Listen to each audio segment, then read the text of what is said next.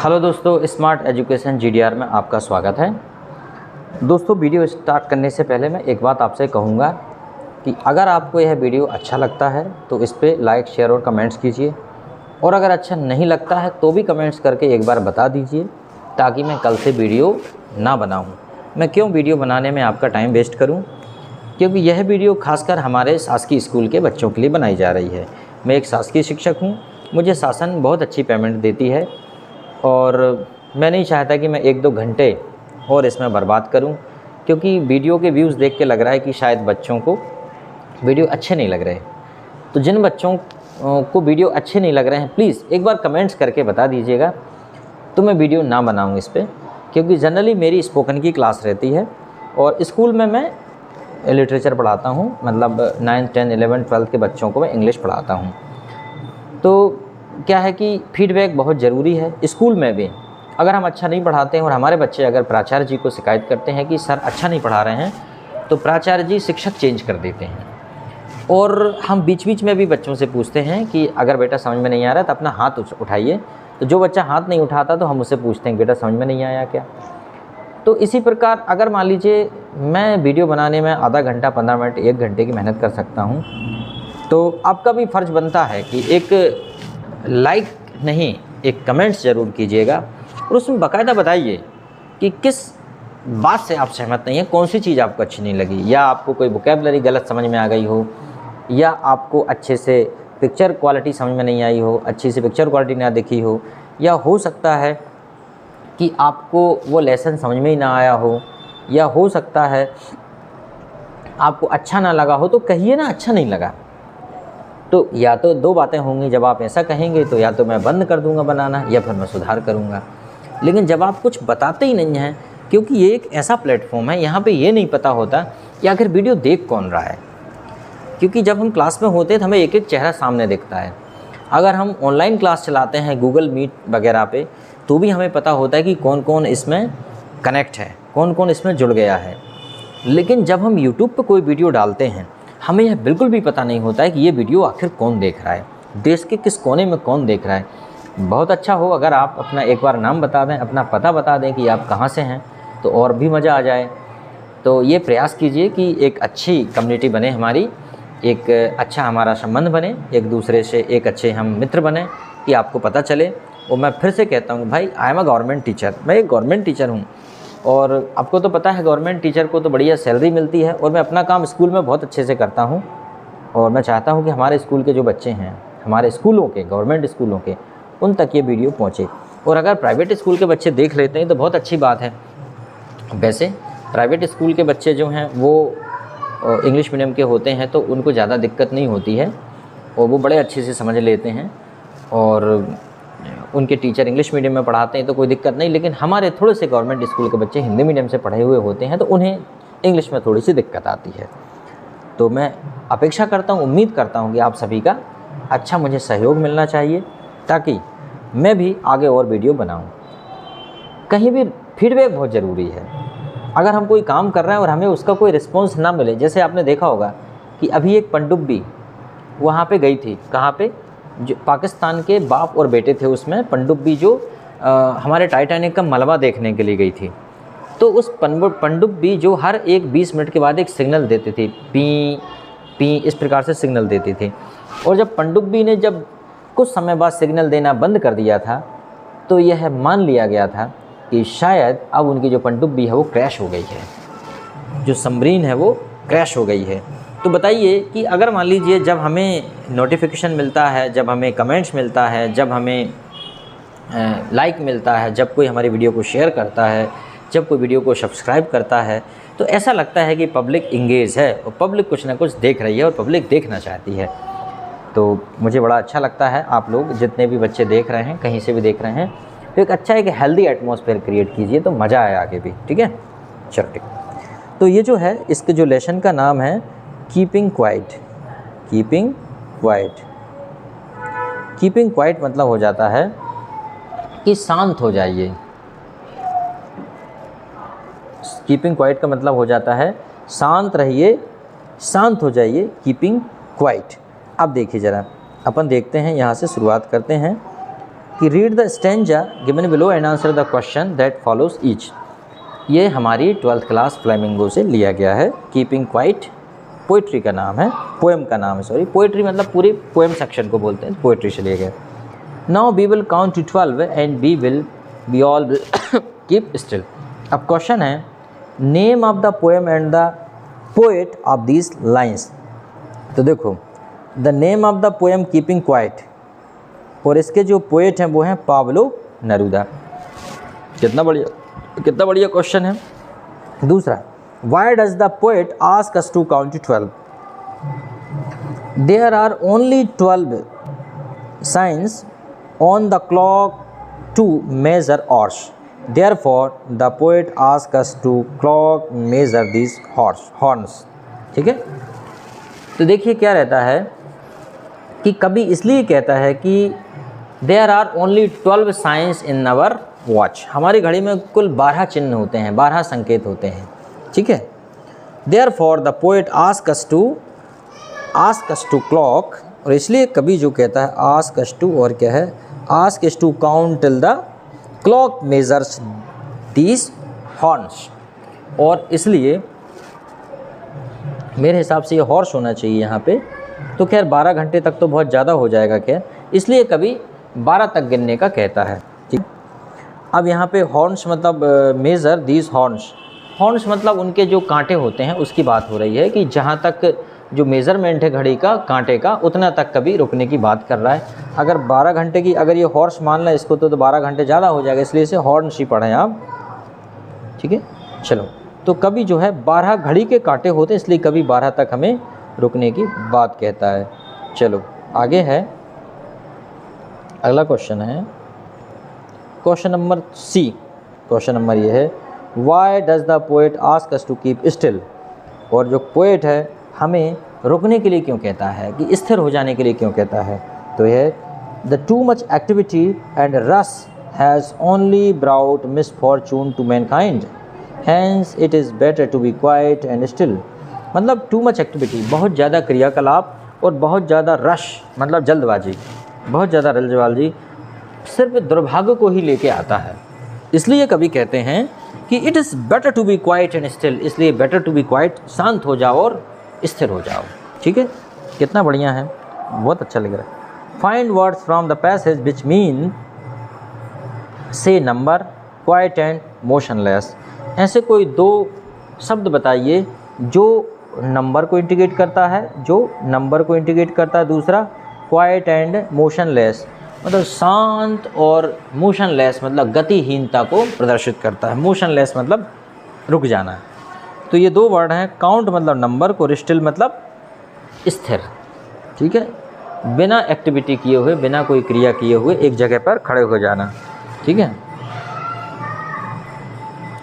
धार्मिक आयोजन की बहुत आवाज़ आ रही है इसमें। ठीक है, कोई बात नहीं, लोग बड़ी चिल्ला चोच मचाते हैं।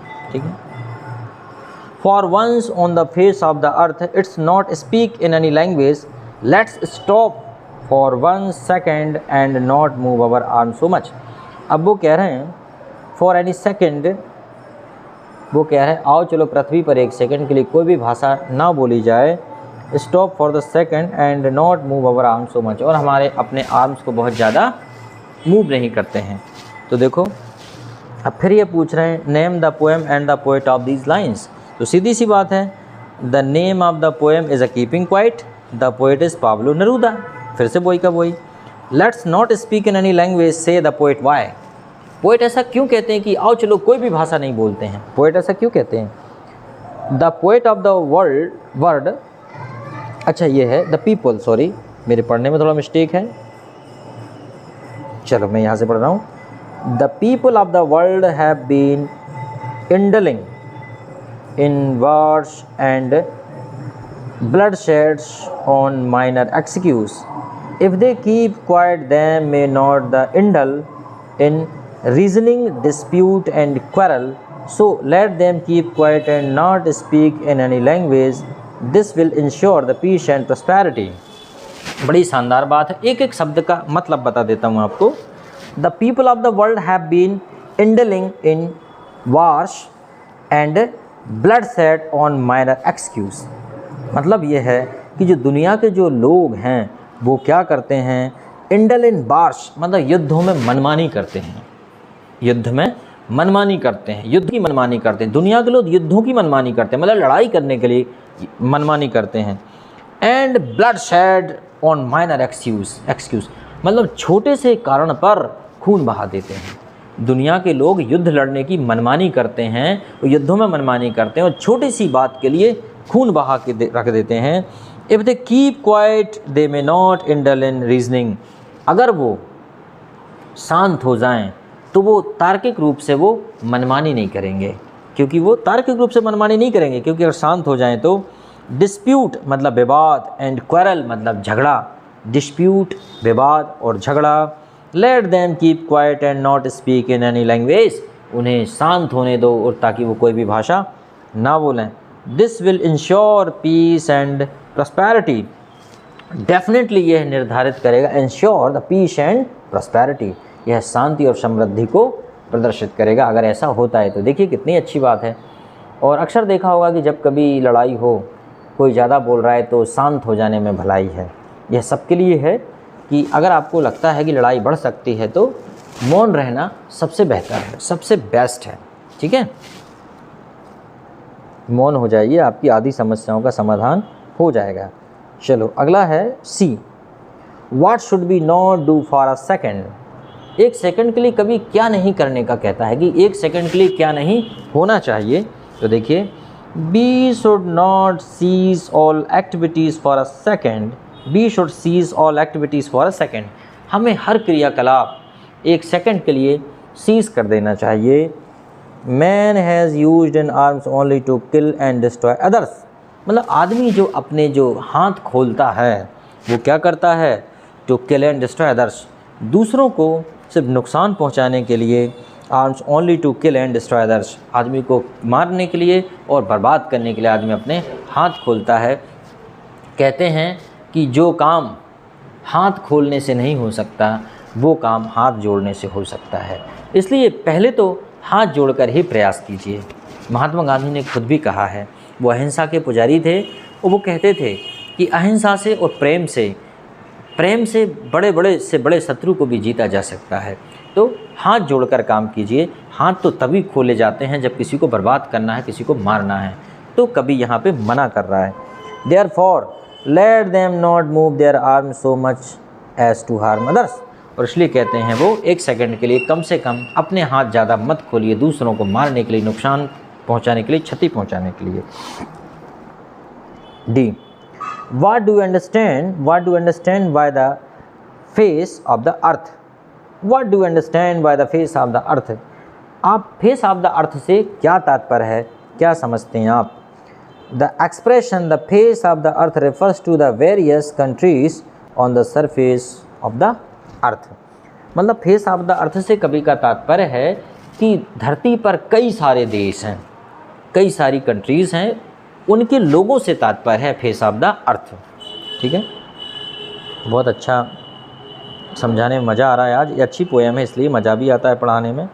चलो ठीक है, तीसरा है, would be an exotic movement without rush without engine, we would all be together in a sudden strangeness, हम एक अचानक अजनबी से हम एक दूसरे के साथ होंगे जहाँ पे कोई इंजन की आवाज़ नहीं होगी और किसी प्रकार की का रश नहीं होगा, कहाँ पे कोई भागम भाग नहीं होगी। चलो, name of the poem and the poet lines, तो सीधी सी बात है, जो पोएम है वो वही है कीपिंग क्वाइट और इसके पोएट हैं वो है पाब्लो नेरुदा हैं। What will happen if there is no rush और रनिंग ऑफ इंजन, क्या होगा अगर बिल्कुल भागम भाग ना हो, रनिंग ऑफ इंजन ना हो, तो क्या हो जाएगा? There will be peace all around. There will be peace all around if there is no rush. हमारे चारों तरफ शांति शांति फैल जाएगी अगर रश ना हो तो। The second of the running of engine and machines and the sound of the running of engines and machines. तो हमारे आसपास जो है there is no rush और the sound of running of engines and machine, तो एक तो हमारे पास बड़ी शांति हो जाएगी और वो साउंड भी नहीं होगा, no sound of running of machine और इंजन्स, मशीन और इंजन जो चलेंगे उसका साउंड भी नहीं होगा। चलो ठीक है। क्वेश्चन नंबर 3 है, what sort of movement will it be? यह किस प्रकार का पल होगा? It will be a very enticing and beautiful movement. Enticing and beautiful movement. एंटिंग मतलब एंटिसिंग और ब्यूटीफुल मूवमेंट, जैसे हम कहते हैं ना एंटेक, एक अलग प्रकार का मूवमेंट होगा। ये बड़ा ही मज़ेदार मूवमेंट होगा, एक अलग टाइप का एक बड़ा मज़ेदार मूवमेंट होगा। एंटिसिंग एंड ब्यूटीफुल मूवमेंट, बड़ा सुंदर मूवमेंट होगा। अगला है, how would all of us feel at that moment? और ऐसे मोमेंट में हम सब कैसा महसूस करेंगे? तो क्या हो जाएगा, all of us will enjoy the unusualness and sudden strangeness of the moment. Unusualness मतलब अनयूजुअलनेस, मतलब हम एक अनयूजुअलनेस को एंजॉय करेंगे। यूजुअल मतलब क्या होता है, सामान्यतः जो चलता रहता है, जो हम क्या करेंगे एक असामान्यता। एंड सडन स्ट्रेंजनेस, और अचानक आई एक अजीबपन, जैसे स्ट्रेंजनेस मतलब होता है अजनबीपन को हम लोग इंजॉय करेंगे। कुछ तो अलग होगा, डिफरेंट होगा, है ना, something will be something different. चलो अगला क्वेश्चन है, what do the fishermen usually do in the cold sea? मतलब फिशरमैन जो है वो कोल्ड सी में क्या करता है बताइए। जो फिशरमैन होता है वो जनरली कोल्ड सी में क्या करता है बताइए भाई, फिशरमैन क्या करता है कोल्ड सी में? What does fishermen usually do in the cold sea? Fishermen usually catch fish particularly whales in the cold sea. ठंडे समुद्र में खासकर वह भेल मछली को पकड़ते हैं फिशरमैन, ठीक है, ये करते हैं वो लोग, okay. What does the poet ask the fisherman not to do? कभी क्या कहता है फिशरमैन से कि उनको क्या नहीं करना चाहिए? The poet ask the fisherman not to hurt और इंजर द भेल इन द सी। और कभी कहता है कि भैया समुद्र में भेल को जख्मी मत करो और उसे मारो मत, ठीक है, इन द सी। उसके बाद है, what has happen to the man gathering salt? उन लोगों के साथ, व्हाट हैज़ हैपन, उन लोगों के साथ क्या हुआ है जो लोग नमक इकट्ठा करते हैं? The man gathering salt has injured his hands. जो लोग नमक इकट्ठा करते हैं, नमक बनाते हैं, उनके हाथ जो है जख्मी हो जाते हैं। What should the man gathering salt do? What should the man gathering salt do? उनको क्या करना चाहिए उन लोगों को जो साल्ट इकट्ठा करते हैं? तो ये हो जाएगा, he must take care of his hurt hand. उन्हें अपने जो जख्मी हाथ हैं उनकी ज़रूर केयर करना चाहिए, ठीक है। चलो ठीक है, क्वेश्चन नंबर 5 है। क्वेश्चन नंबर 5 को पढ़ते हैं। Those who prepares green bars with gas bars with fire, victory with no survivors, would put on clean others clothes and walk about with their brothers in the sad doing nothing. ये हमने line पढ़ी। अब इस line को पढ़ने के बाद, चूँकि मैंने समझा तो पहले ही दिया है, इसलिए अब मैं और टाइम नहीं लूँगा, नहीं तो वीडियो फिर लंबा हो जाएगा। अब इसको देखते हैं। Name the poem and the poet of these lines. इस प्रकार का एक्सट्रैक्ट परीक्षा में आता है कि ये कहाँ से लिया गया है, इसके लेखक कौन हैं, इसमें कभी क्या कहना चाह रहे हैं, ये पूछा जाता है। तो सीधी सी बात है, the name of the poem keeping quiet, और पोएट तो पाब्लो नेरूदा है, इतनी बार में रटाई गया होगा। What sort of war are mentioned in the above line? ऊपर की लाइन में किस प्रकार की युद्ध की बात की गई है, किस प्रकार युद्ध का उल्लेख किया गया है? तो यह है green bars with poisonous gas and bar with a fire and the different kinds of bars. मतलब यह है कि हरा युद्ध विथ पॉइजनस गैस, जहरीली गैस हैं, बार विथ फायर, आग के साथ युद्ध, and the different kinds of वार, और कई प्रकार का युद्ध, different kinds of war. What kinds of victory will it B? किस प्रकार की विजय होगी ये, किस प्रकार की जीत होगी ये? It will be a victory where no survivors will be left to celebrate it, such a victory will be meaningless. ये कह रहे हैं कि एक ऐसी जीत होगी जिसमें कोई भी नहीं बचेगा उस जीत को सेलिब्रेट करने के लिए, उस जीत को एंजॉय करने के लिए, और इस प्रकार की विक्ट्री मीनिंगलेस होगी, मतलब व्यर्थ होगी, जिसका कोई मतलब नहीं होगा, ठीक है। कितना इजी है यार, ठीक है। How should be the lovers of war behave? How should be the lovers of war behave? जो युद्ध के लवर्स होते हैं, जो युद्ध को चाहने वाले होते हैं, वो कैसा व्यवहार करते हैं? They should put on clean clothes and walk with their brothers under the tree leisurely doing nothing.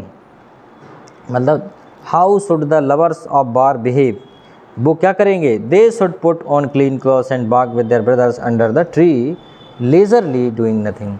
मतलब वो जो लोग हैं वो क्या करेंगे, अपने भाइयों के साथ अच्छे वाइट कपड़े पहन के जाएंगे और पेड़ पौधों की छाया में बैठेंगे और वो कुछ भी नहीं करेंगे, ठीक है, अगर वो शांत रहेंगे तब।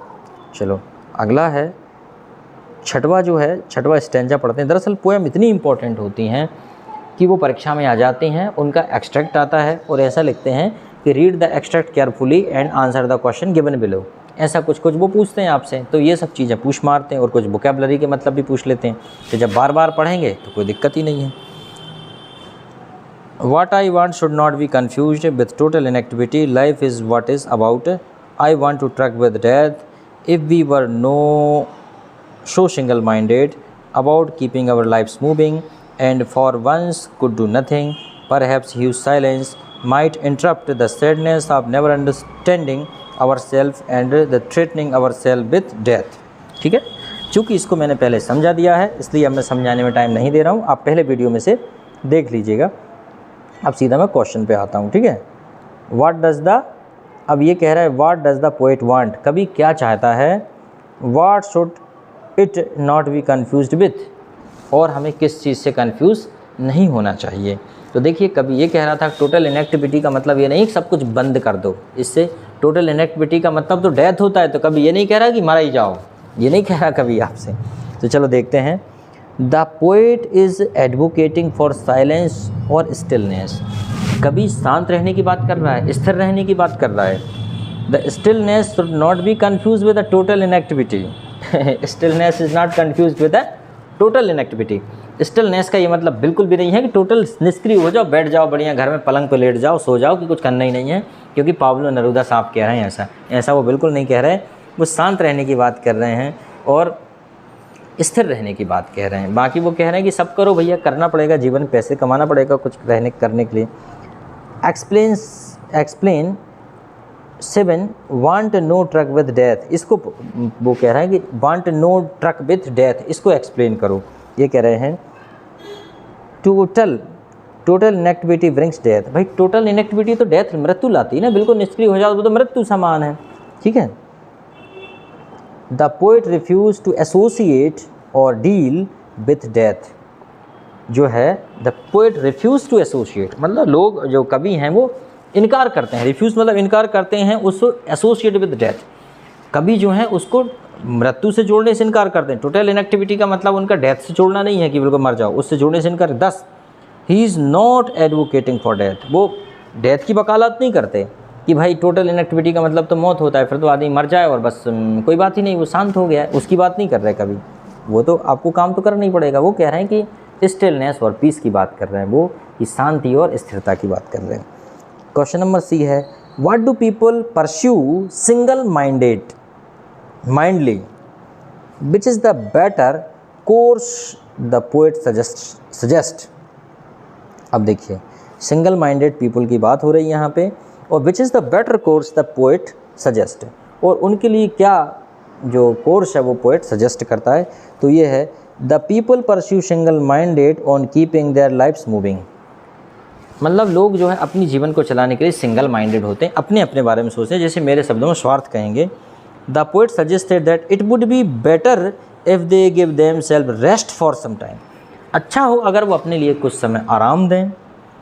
For once they may do nothing, और कुछ देर के लिए वो एक बार कम से कम वो कुछ भी ना करें। तो ऐसा कभी कह रहा है, बड़ी गहरी बात है इसके अंदर, बड़ी गहरी बात है, इसे हर कोई नहीं समझ पाएगा, ये बड़ी गहरी बातें लिखी हैं इस कविता में।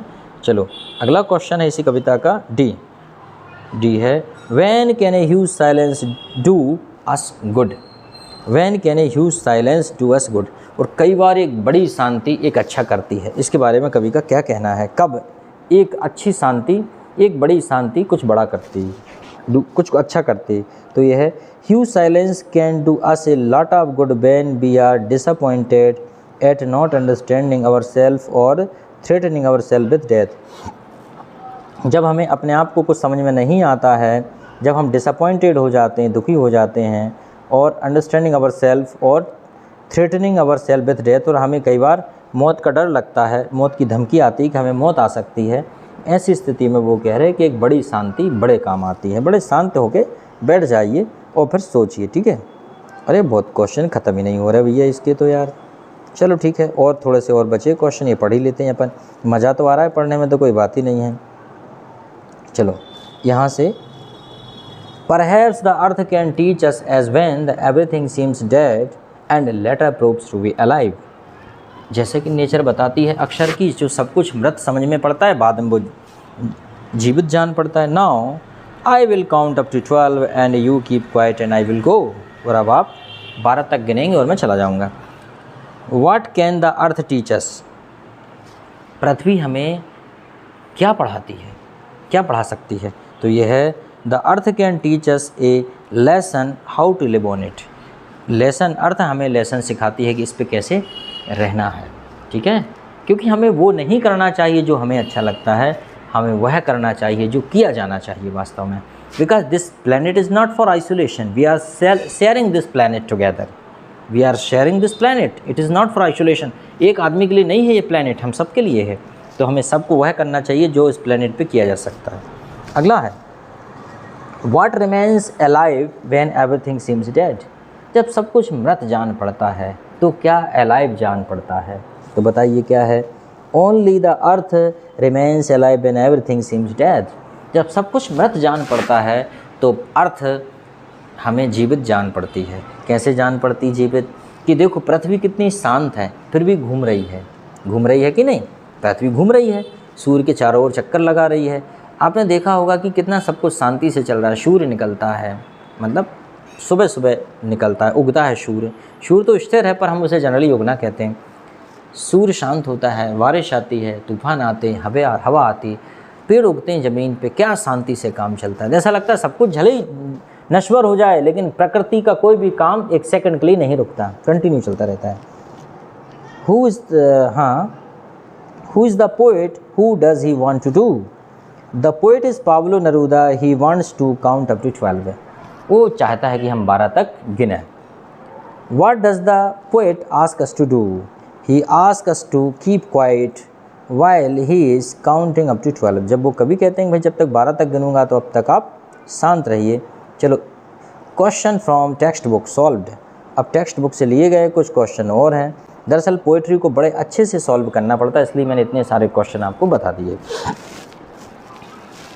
What will counting up to 12 and keeping still help us achieve? ठीक है, तो ये कह रहे हैं कि हमें what will counting up to 12, हमें क्या 12 तक गिनना चाहिए, and keeping still help us achieve, और हम जो स्टिल जो शांत रहना है उससे हमें क्या उपलब्धि मिलेगी। तो ये है, counting up to 12 takes very short time, क्योंकि 12 तक गिनना बहुत कम समय लेगा। Keeping still for this brief interval of time gives us a monetary pause in introspect and revive the course of action. इससे क्या होगा, जब आप 12 तक गिनेंगे तो इससे एक बात तो होगी कि आपको एक मोनेटरी पॉज मिलेगा, मतलब एक साथ मोनेटरी पॉज मतलब एक आपको ठहराव मिलेगा। मोनेटरी मतलब एक साथ एक ठहराव मिलेगा। इंट्रोस्पेक्ट मतलब आत्मनिरीक्षण करना, इंट्रोस्पेक्ट मतलब आत्मनिरीक्षण करना, खुद का मूल्यांकन करना, आत्मनिरीक्षण करना। एंड रिवाइव मतलब अपने खुद को रिवाइव करना। जैसे रिव्यू पढ़ते हैं, रिव्यू मतलब अपना खुद का रिव्यू करना, मतलब एक बार देखना रिव्यू। आपने देखा होगा कि जब हम कोई वीडियो डालते हैं तो उसमें एक ऑप्शन आता है रिव्यू, मतलब पहले देख लो भैया, रिव्यू मतलब फिर से देख लो एक बार, रिव्यू है ना। कोर्स ऑफ एक्शन, ताकि हम अपनी जो एक्शन है, जो क्रियाकलाप है, उसकी एक बार रिव्यू कर सकें। थोड़ा समय मिलेगा तो रिव्यू कर लेंगे, नहीं कि धड़ाक से कोई भी काम कर दिया। It is generally observed that most of ills and troubles of the world are caused by our rush और hurry. It is generally observed, ये अक्सर इस बात को ऑब्जर्व किया गया है कि the most of ill and troubles, most जो दुनिया की जो तकलीफ़ें हैं, मुश्किलें हैं, वो हमारे जल्दबाजी के कारण हैं। रश और हरी, वो हमारे भागम भाग और जल्दबाजी के कारण हैं। Violence is caused by anger, violence जो होती है, हिंसा जो है वो गुस्से के कारण होती है। Keeping quiet and still will give us the necessary respite and ensure peace. और इस प्रकार जो कीपिंग क्वाइट सॉरी और शांत रहना हमें एक प्रकार से give us necessary respite and ensure peace, एक ज़रूरी हमें स्थान देती है और एक गारंटेड शांति देती है। ठीक है, तो इस टाइप से बहुत ही शानदार कवि ने ये बताया है कि कवि 12 तक गिनने को क्यों कहता है और गिनने से क्या होगा। क्या रहता है, जब हम 12 तक गिनते हैं तो कवि कह रहे हैं कि हमें मोनोटरी एक पॉज मिल जाता है जिससे हम अपना खुद का इंट्रोस्पेक्शन कर सकते हैं, अपने आप को रिव्यू कर सकते हैं। क्योंकि जनरली जो समस्याएं होती हैं समाज में वो मनुष्य के खुद के करने के कारण होती है। जैसे कि गुस्से के कारण फाइट होती है, एंगर के कारण गुस्सा आता है आदमी को, मतलब ये लिखा है कि वायलेंस, हाँ, हिंसा गुस्से के कारण होती है। और ज़्यादातर जो समस्याएं हैं और तकलीफ़ें हैं वो जल्दबाजी के कारण होती हैं। इसलिए कभी कह रहा है कि थोड़ा रुक जाओ यार, है ना। Do you think the poet advocates total inactivity and death? क्या आप मानते हैं कि कवि जो है इस बात की वकालत करते हैं कि जो टोटल इनएक्टिविटी है वो एक प्रकार की मृत्यु है, उसकी वकालत करते हैं क्या वो? No, he does not advocate either total inactivity और डेथ। ना तो वो टोटल इनएक्टिविटी की बात करते हैं, ना ही मृत्यु की बात करते हैं। He makes it quite clear that, वो क्लियर कर देना चाहते हैं, the stillness should not B confused with total inactivity और इक्वेटेड टू इट। मतलब वो कह रहे हैं कि स्टिलनेस मतलब स्थिरता का मतलब ये टोटल इनएक्टिविटी नहीं है कि बिल्कुल निष्क्रिय हो जाओ और सब कुछ छोड़ छाड़ के बैठ जाओ, क्विट इट, ऐसा नहीं कह रहे वो, equated to it. Total inactivity brings death, क्योंकि टोटल इनएक्टिविटी तो मौत लाती है। But Neruda has no truck with death, Neruda का मौत से कोई संबंध नहीं है, उससे मौत के बारे में वो कुछ भी नहीं कह रहे। His stillness means the halting of harmful and hostile human activities.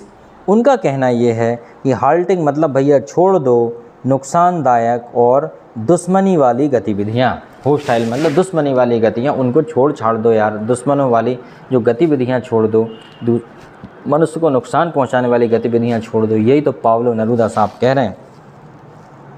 जिन्होंने इस वीडियो को थोड़ा सा देख के छोड़ दिया होगा वो पछता रहे होंगे, क्योंकि नीचे ही तो इम्पोर्टेंट क्वेश्चन दिए हैं। Question number 3, what is the sadness that the poet refers to in the poem? ठीक है, what is the sadness that the poet refers to in the poem? भाई उस सैडनेस के बारे में बताइए जिसको कवि ने इस कविता में बताया गया है। Man's sadness is formed out of his own actions, जो आदमी की जो सैडनेस है वो उसकी खुद की एक्शन से आती है, उसकी खुद के क्रियाकलापों से आती है, एंड थॉट्स, और उसके विचारों से आती है। मतलब आदमी देखा जाए तो अपने दुख तकलीफ़ों के लिए खुद ही जिम्मेदार है कि नहीं? खुद ही जिम्मेदार, बताइए। अगर आदमी कुछ करेगा ही नहीं, या मान लीजिए आदमी ऐसे काम तकलीफ वाले करेगा ही नहीं, तो तकलीफ़ें नहीं आएंगी। It is quite ironically that man who understand so much falls to understand himself. ये बड़ी व्यंग्यात्मक बात है। आयरॉनिकली मतलब होता है, ये बड़ी व्यंग्यात्मक बात है कि जो व्यक्ति अंडरस्टैंड सो मच, जो व्यक्ति सब कुछ समझता है, फेल्स टू अंडरस्टैंड हिमसेल्फ, और अपने आप को खुद को समझने में असफल हो जाता है। जो आदमी दुनिया को समझता है वो खुद को नहीं समझ पाता कि उसका नेचर क्या है, उसका स्वभाव क्या है, वो कैसा है, वो नहीं जान पाता। एंड हिज एक्शन, अपनी क्रियाओं को भी नहीं जानता। Rash action prove harmful and disastrous. जो रैश एक्शंस होती हैं, रैश एक्शन मतलब जल्दबाजी में की गई जो एक्शंस होती हैं, या रैश या बेहूदी कहें, या जैसे अपन कहते हैं ना बदमाशी वाली जो हरकतें होती हैं, वो कहीं ना कहीं नुकसानदायक और डिजास्ट्रस मतलब विनाशकारी सिद्ध होती हैं। Man is the creator of all disaster, man is the creator, आदमी खुद ही सारे विनाश को बनाता है। He is always threatening himself with death because of his thoughts and action, और उसे हमेशा इस वजह से मौत का डर बना रहता है क्योंकि उसके विचार और उसकी क्रियाओं के कारण। This is the tragedy of his life, और यही उसके जीवन की बड़ी विडम्बना है, यही उसके जीवन की बड़ी दुखद बात है कि दुनिया को समझने वाला आदमी, that man who understand very much is his fail to understand himself. Okay and the कहते हैं ना रास activity of human creates all the problems and destructions. Okay, तो इस बात को समझना है, कम शब्दों में भी लिख सकते हैं इसका.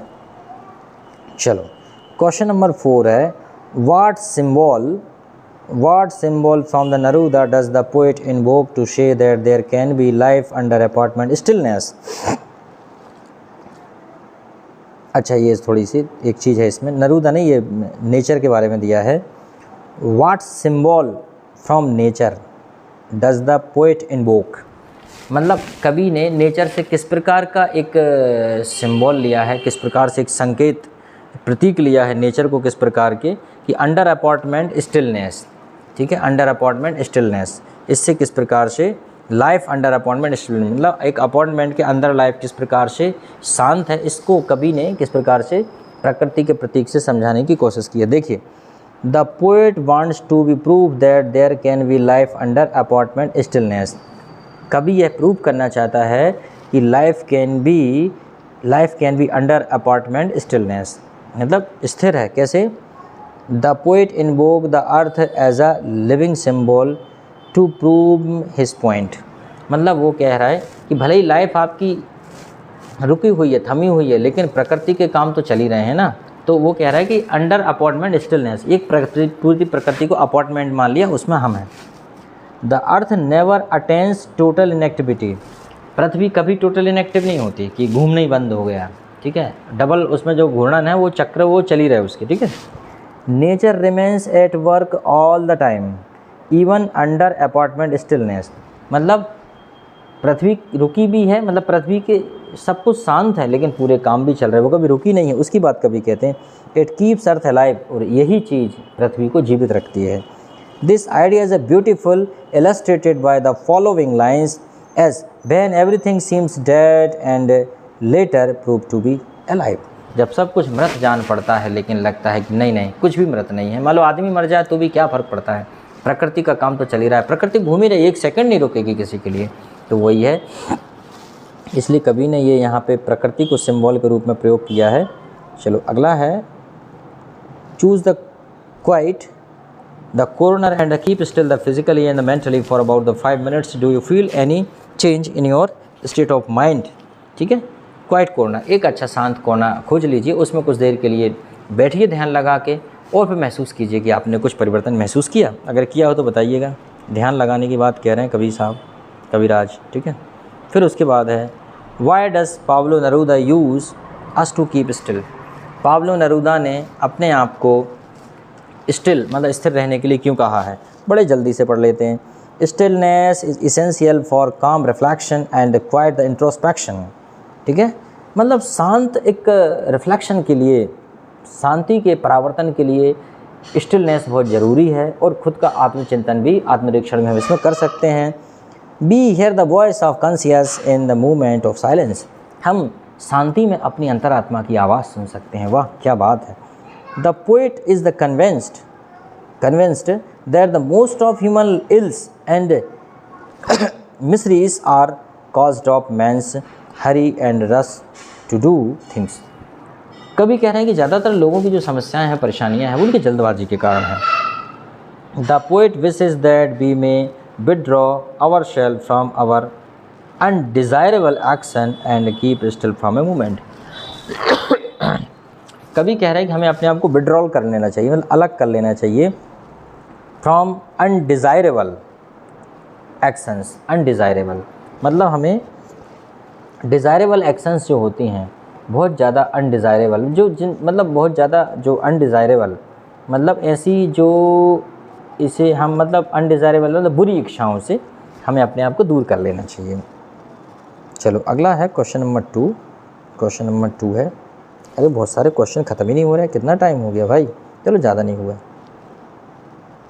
तो चलो ये है, what should B speak in any language and not move our arm so much. कभी ऐसा क्यों कहते हैं, थोड़ा सा क्या है, ये क्वेश्चन तो वही है लेकिन थोड़ा बड़ा करके दिया है. People of the world speak in a different language, they indulge in unnecessary debate and dispute, most of these argument lead to destructive wars. कह रहे हैं कि लोग कई प्रकार की भाषाएं बोलते हैं और वो कई बार डिस्प्यूट के लिए ज़्यादा से ज़्यादा कुछ भी बोलते रहते हैं। बोलना ही लड़ाई का कारण बनता है। मुँह एक दिया है कान दो दिए, मतलब सुनना कम है, सुनना ज़्यादा है, बोलना कम है, लेकिन लोग जनरली करते उल्टा है। The poet urges the people to speaking in any language they must speak through their heart. Poet कहता है कि जो भी भाषा बोलो वो अपने दिल से बोलो। So for man have move their arms only to harm others. और अक्सर लोग अपने हाथ तभी उठाते हैं जब किसी का नुकसान करना हो। Therefore the poet wants that they should not move their arm so much, let the arm rest for once. एक बार कम से कम हाथों को आराम करने दीजिए। Let a feeling of mutual understanding we created among human being. और आपसी समझदारी की जो फीलिंग है वो लोगों के बीच क्रिएट होने दीजिए। आपसी समझ, म्यूचुअल अंडरस्टैंडिंग, आपसी समझ होने दीजिए। चलो भैया एक और क्वेश्चन कर लेते हैं। कितने क्वेश्चन हैं? 2 था, छोटे छोटे क्वेश्चन, चलो सभी कर लेते हैं अपन, छोड़ते कुछ भी नहीं हैं।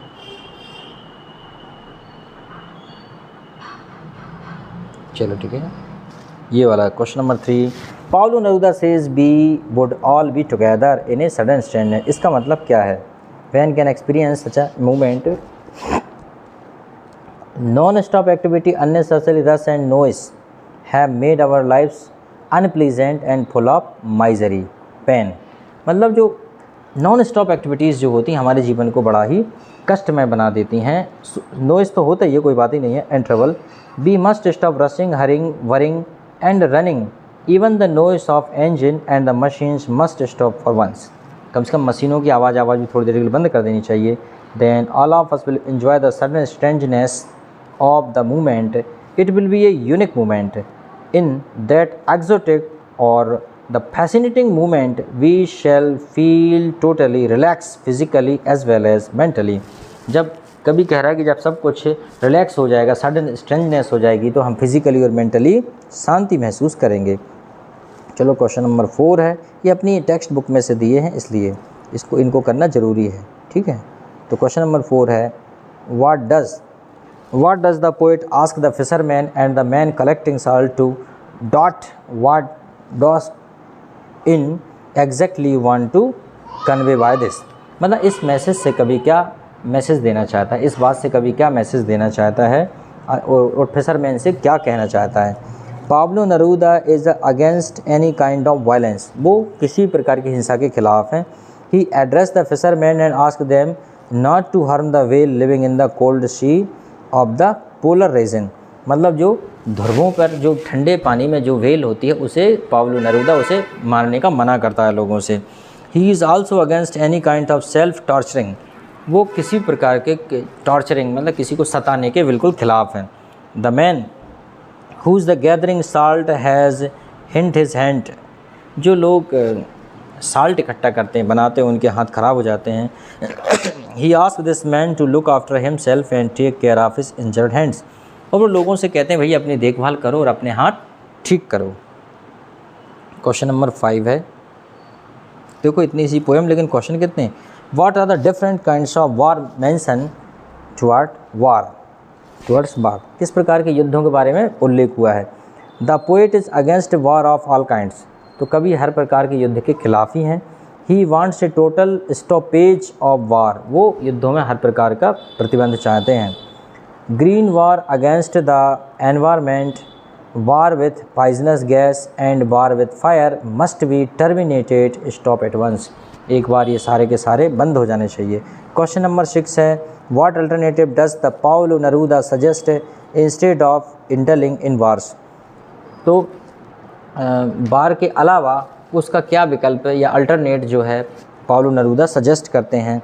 Instead of including in wars, युद्ध में शामिल होने से अच्छा है the people must come out in their best dress with then brother they should go out for a walk under the shady tree and enjoy themselves doing nothing, they would bring the feeling of togetherness among them.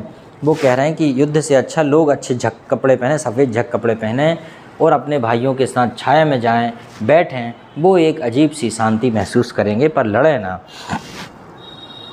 Question number 7 और है, चलो देखते हैं।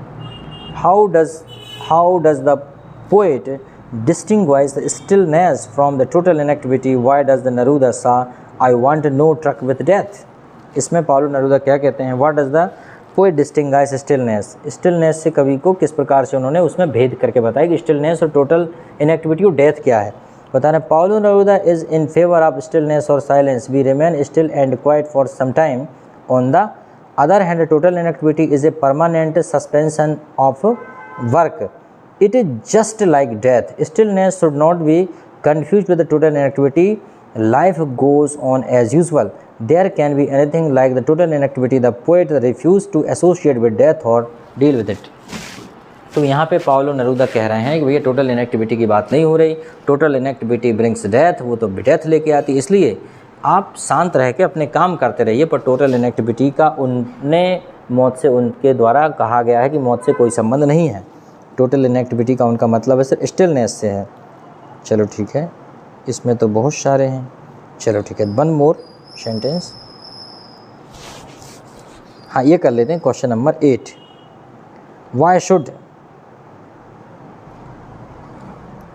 Y does the poet feel that we should not be single minded?